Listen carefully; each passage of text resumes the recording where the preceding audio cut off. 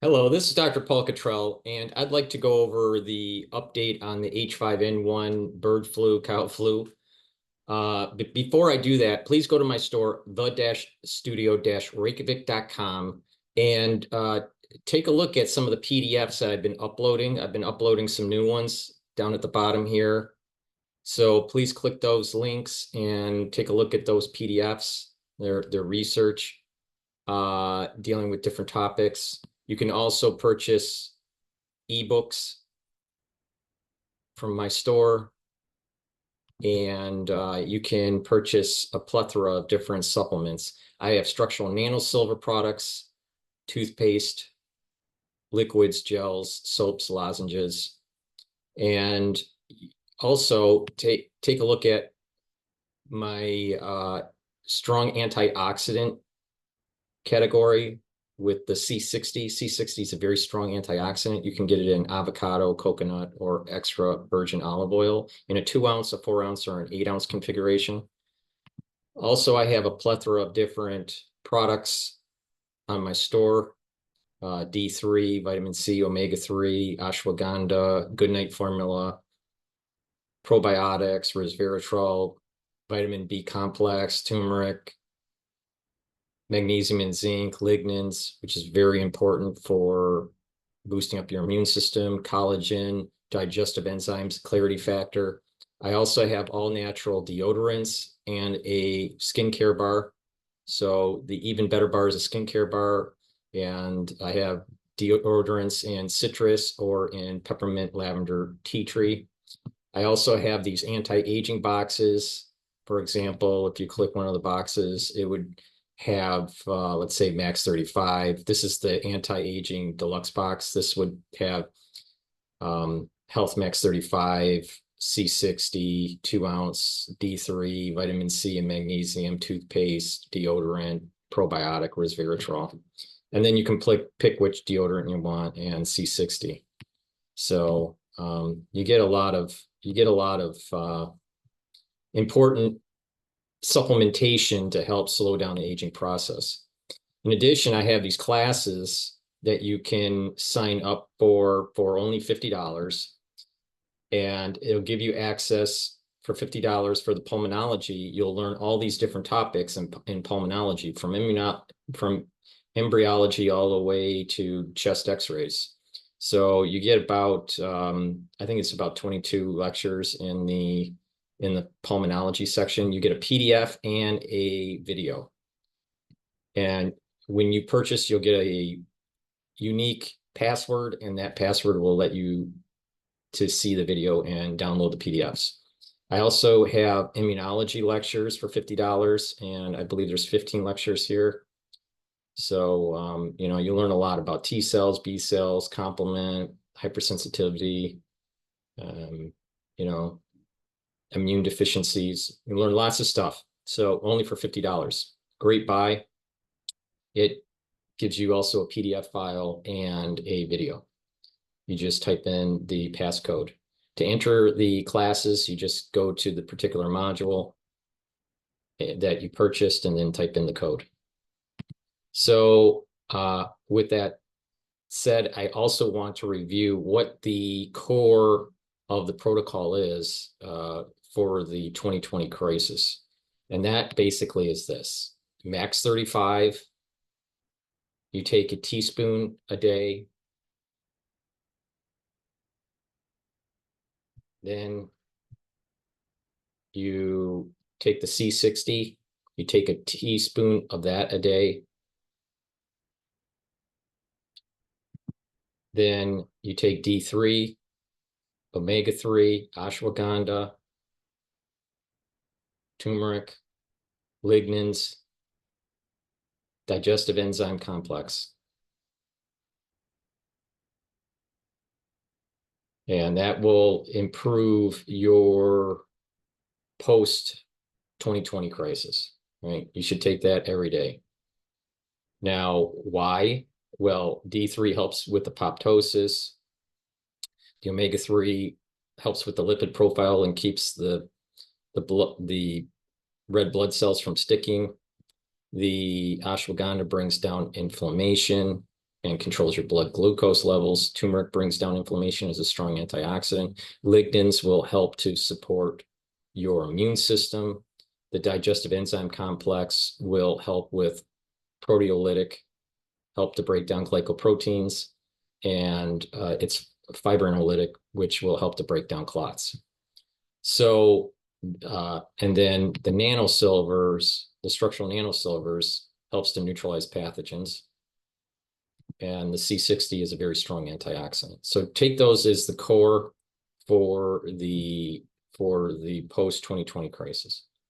So with that, this is what I do every day to help boost up my health. So with that said, please go to the store, the-studio-reykjavik.com, and get the products that I have. If you'd like to help to donate, you can donate through Stripe, PayPal, or buy me a coffee. Or you can also be a paid member to my Patreon channel, and that helps to support my news coverage. And you can click all the links in the description of this video to get to where you would like to go. So with that said, let's talk about the H5N1 dashboard report from the CDC. There is an additional case that took place earlier this month with an individual, a human contracting from cows, dairy cows, H5N1. It is another case of conjunctivitis. So, so this is not something that is really super problematic. It's low chance, but the cases are slightly going up, but human contraction from the dairy cows is low. The bird detection since 7/10 report has been going up. It's 9,528 since some of the earlier videos that I've been doing. The poultry number has now hit over 99 million. We've also heard a case where they've been killing chickens in Australia, and I believe now in Colorado. I think it's Colorado. But there's also some farms where there's culling of chickens in the United States. I think it was around 1,300,000. The total outbreak in the United States is now at 1,164. And we've gone over this, in different videos, but the way this is working with the outbreaks is that there's an outbreak within a flock, right? And then and that flock size, let's say in this case is one outbreak with a flock size of 40. Over here, there's one outbreak with 9. Here's another 40 with 2 outbreaks. Let me see if I can find a bigger farm here. Okay, 23 outbreaks, and the flock size is 782,000 in Minnesota. So you can have a large farm, or many of these cases are smaller flock sizes. Well, what happens is when you have an outbreak, then there's the potentiality of having these many chickens or turkeys, poultry in general, being affected. Doesn't mean that they are affected. It's just that there's a probability that they are. And some regions are starting to take out the full flock. So just be aware of that. That's going to cause problems with egg supply and chicken supply, potentially even turkey supply. So in certain regions, you may be seeing egg and chicken costs going up.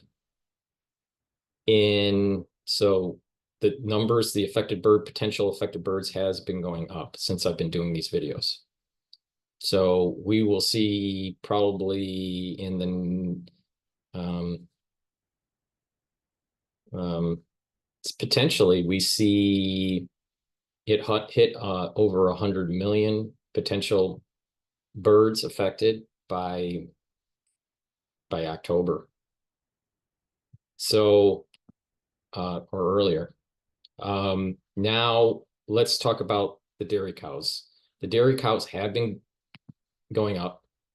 It's now at 145 confirmed. And their website is slow. And a lot of these cases are, coming from Colorado, Michigan, Iowa, Idaho, Texas. Okay. So just keep that in mind, that there is still cows getting affected by this situation. Now, I think it's important to state and reiterate, so people don't get alarmed, that human contact with dairy cows and getting H5N1, the highly pathogenic version, is very low. There's no human-to-human transmission yet. The reason for this is because the NA protein is not truncated, and the replicase complex is made up of 4 proteins, and there needs to be certain types of mutations in that replication complex to really allow for the virus to multiply in humans. So you don't have the replicase proteins mutation enough for the virus to get worse, and you don't have the fusion protein, the NA protein, truncated to help for it to get into human cells. So what this basically means is that it's not hitting for humans, it's not hitting the receptors enough for it to be really that problematic. And this is the reason why you're seeing a lot of this just conjunctivitis and not really pulmonary. So there's some different receptors that we have in our lung, and certain receptors are more have higher affinity to, let's say, an avian kind of virus versus let's say an avian influenza versus a human influenza. And those receptors for the human influenza are not activated. So these mutations haven't taken place to really take hold in humans. So just keep that in mind. All right. So the avian influenza that has higher affinity to human receptors is deeper in the lung, while human influenza has receptors that are usually up higher in the lung. And that's why it's easier for human-to-human transmission with the higher receptors in the respiratory tract versus the lower receptors. So this is part of the reason why the lower transmission between dairy and humans. So just keep that in mind. The mutations for the highly pathogenic H5N1 that's circulating in dairy cows and in poultry and in these wild birds has not mutated enough for it to be problematic from cows to humans, birds to humans, or humans to humans. So this is the reason why there's very low probability of human-to-human transmission, extremely low probability, and very low probability of animal-to-human transmission, because these mutations have not taken place. With that said, it's much more risk elevation for supply chain disruption and supply of chickens, eggs, and milk being disrupted. So prices probably are going to go up, supplies are going to go down, and this may actually rear its head near the end of the year in terms of prices. So just keep that in mind. And it'll take a while for this to get back into normal range. So my understanding is that a chicken can lay an egg every day. Is it every day or every other day? Something like that.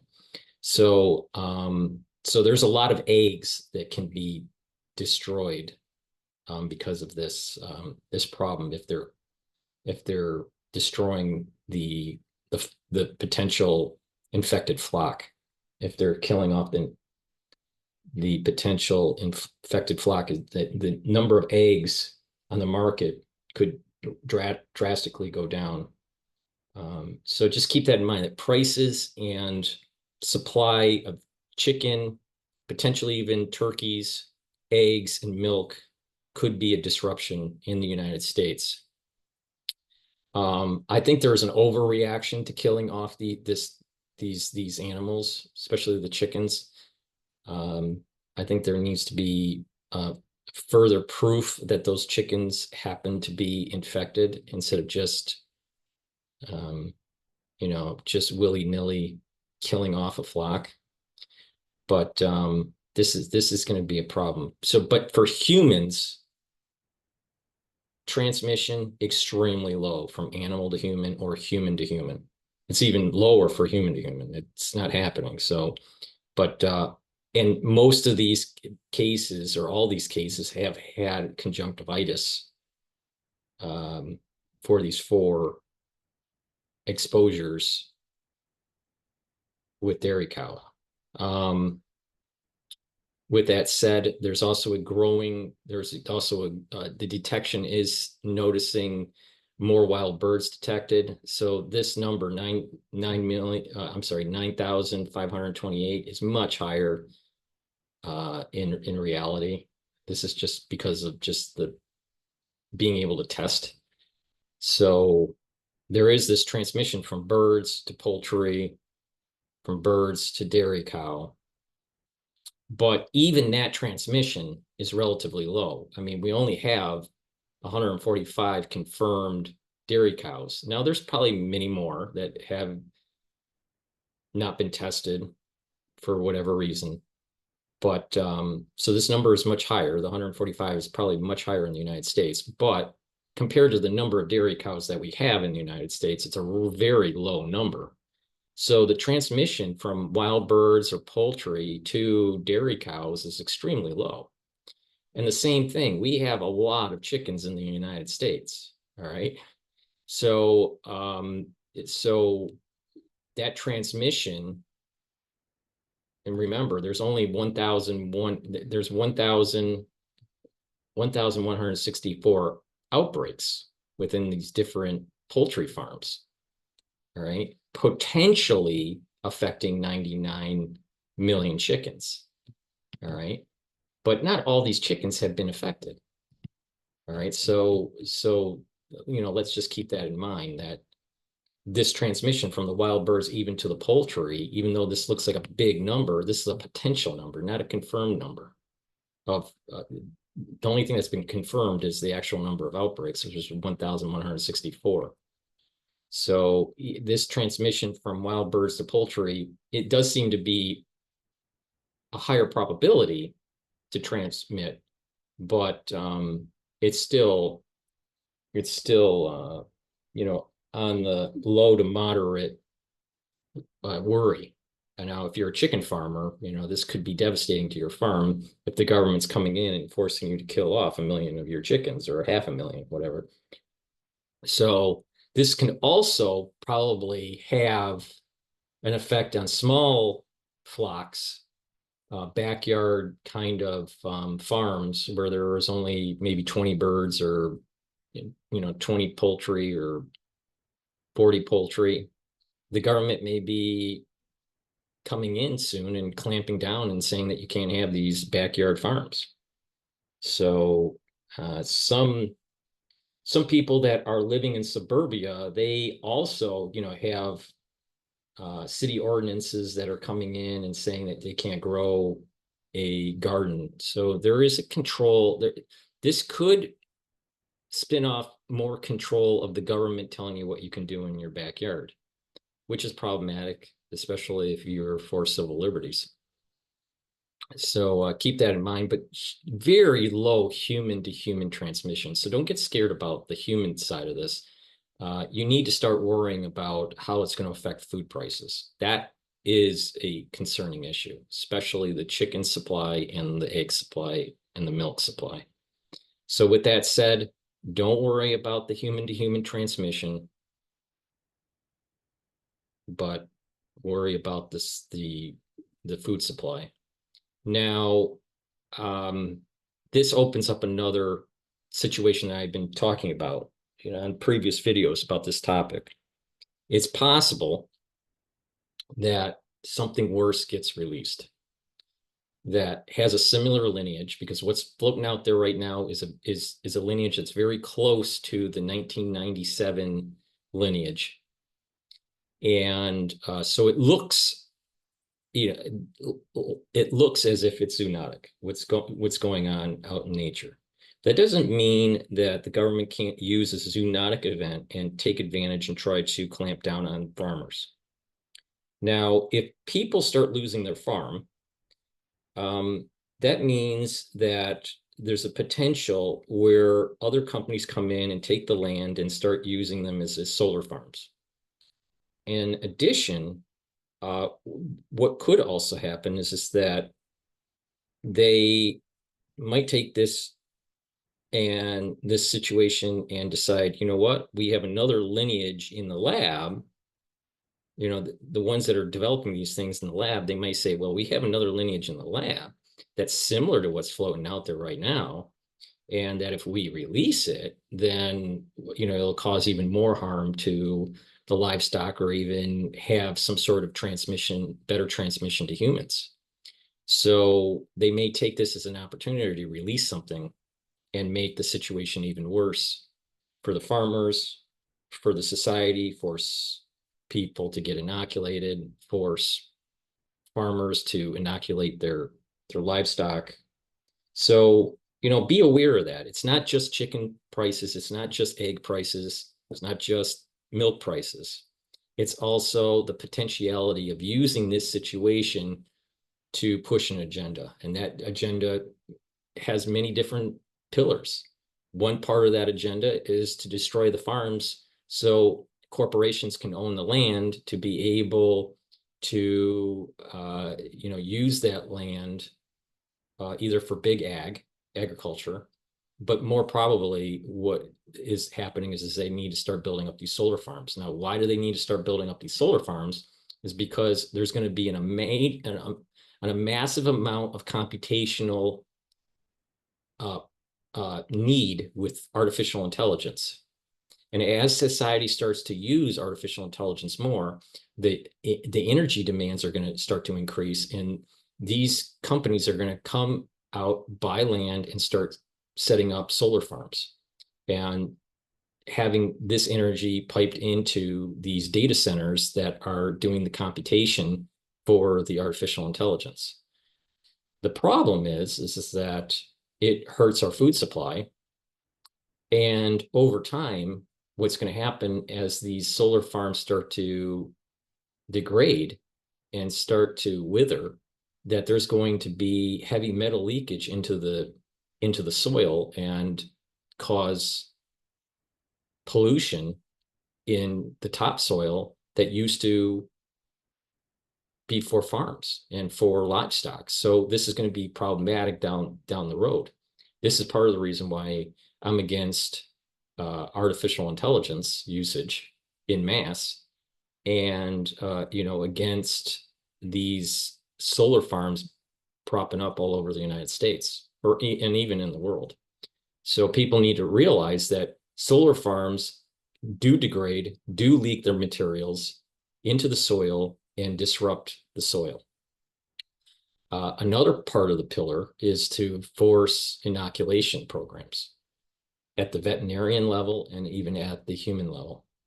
So, so they may decide, release something that is more problematic for the livestock and for humans, and that forces people into a fear mode, and a lot of people will buy into the fear and start to, you know, take these inoculations. So just keep that in mind, that this could spin into a bigger issue if something else is released.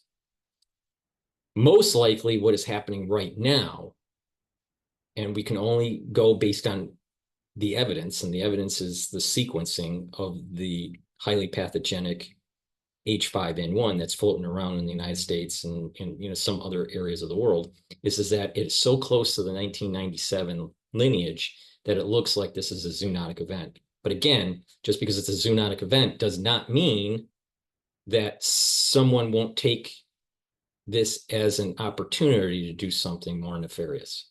Just keep that in mind. So with that said, please go to my store, the-studio-reykjavik.com, and get the products that I have mentioned, especially the protocol. And remember what that protocol was. So it's Max 35, it's C60, it's D3, omega-3, lignans, ashwagandha, turmeric, digestive enzymes. All right. And that will help to boost up your health, your immune system. And if you couple it with some of the other things that I offer, you're going to really improve your immune system, slow down the aging process, and get better mental acuity. So please subscribe to all my channels. I have 7 channels. I have 4 channels on YouTube, Brighteon, Bitchute, and Rumble. So please subscribe to all of them. I do get strikes on YouTube.